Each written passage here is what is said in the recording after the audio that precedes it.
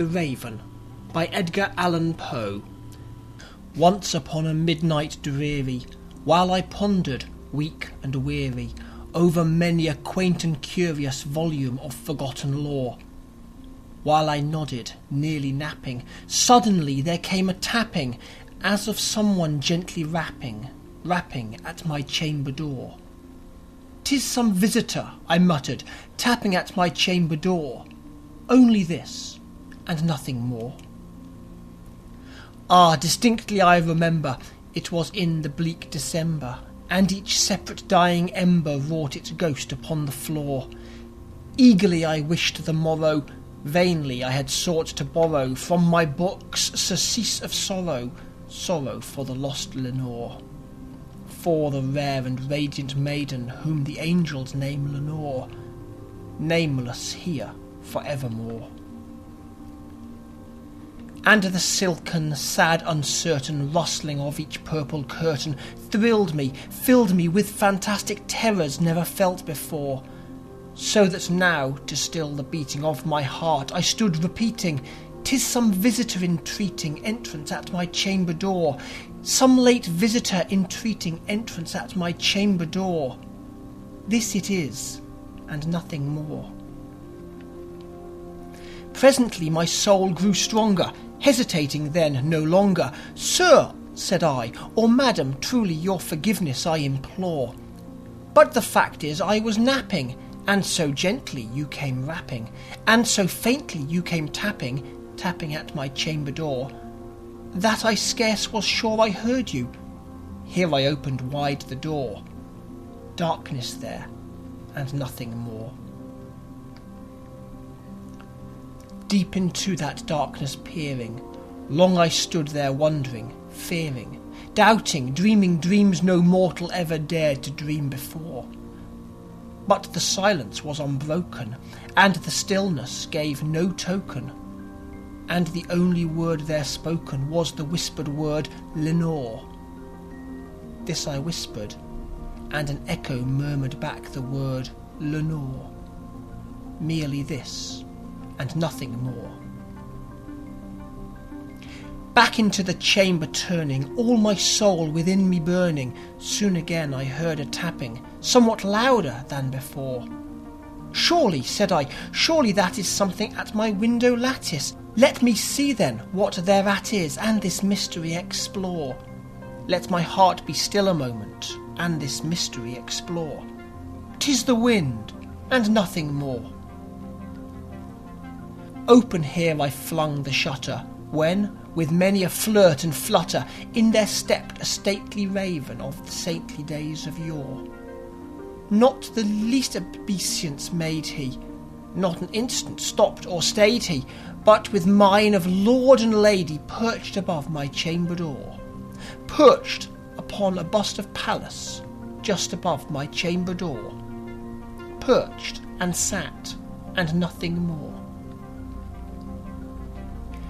Then this ebony bird beguiling my sad fancy into smiling, by the grave and stern decorum of the countenance it wore, "Though thy crest be shorn and shaven, thou," I said, "art sure no craven, ghastly, grim, and ancient raven wandering from the nightly shore. Tell me what thy lordly name is in the night's plutonian shore." Quoth the raven, "Nevermore." Much I marvelled at this ungainly fowl to hear discourse so plainly, though its answer little meaning, little relevancy bore. For we cannot help agreeing that no living human being ever yet was blessed with seeing a bird above his chamber door, bird or beast upon the sculptured bust above his chamber door, with such a name as Nevermore. But the raven, sitting lonely on that placid bust, spoke only that one word, as if his soul in that one word he did outpour.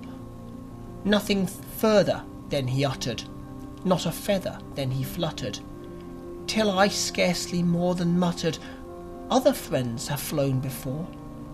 On the morrow he will leave me, as my hopes have flown before."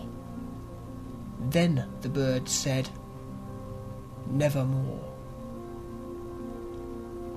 Startled at the stillness broken by reply so aptly spoken, doubtless, said I, what it utters is its only stock and store, caught from some unhappy master, whom unmerciful disaster followed fast and followed faster, till his songs one burden bore, till the dirges of his hope the melancholy burden bore of never, nevermore. But the raven, still beguiling all my sad soul into smiling, straight I wheeled a cushioned seat in front of bird and bust and door. Then upon the velvet sinking, I betook myself to linking fancy unto fancy, thinking what this ominous bird of yore, what this grim, ungainly, ghastly, gaunt and ominous bird of yore meant in croaking nevermore. This I sat engaged in guessing, but no syllable expressing to the fowl whose fiery eyes now burned into my bosom's core. This and more I sat divining, with my head at ease reclining on the cushion's velvet lining that the lamplight gloated o'er, but whose velvet violet lining with the lamplight gloated o'er she shall press, nevermore. Then, methought, the air grew denser, perfumed from an unseen censer, swung by seraphim whose footfalls tinkled on the tufted floor. Wretch, I cried, thy God hath lent thee, by these angels he hath sent thee, respite, respite, and nepenthe from thy memories of Lenore. Quaff, oh quaff this kind nepenthe, and forget this lost Lenore. Quoth the raven, nevermore. Prophet, said I, thing of evil, prophet still, if bird or devil, whether tempter sent or whether tempest tossed thee here ashore, desolate yet all undaunted, on this desert land enchanted, on this home by horror haunted, tell me truly, I implore, is there balm in Gilead? Tell me, I implore. Quoth the raven, nevermore. Prophet, said I, thing of evil, prophet still, if bird or devil, by that heaven that bends above us, by that God we both adore, tell this soul with sorrow laden, if, within the distant Aidenn, it shall clasp a saintly maiden whom the angels name Lenore, clasp a rare and radiant maiden whom the angels name Lenore. Quoth the raven, nevermore.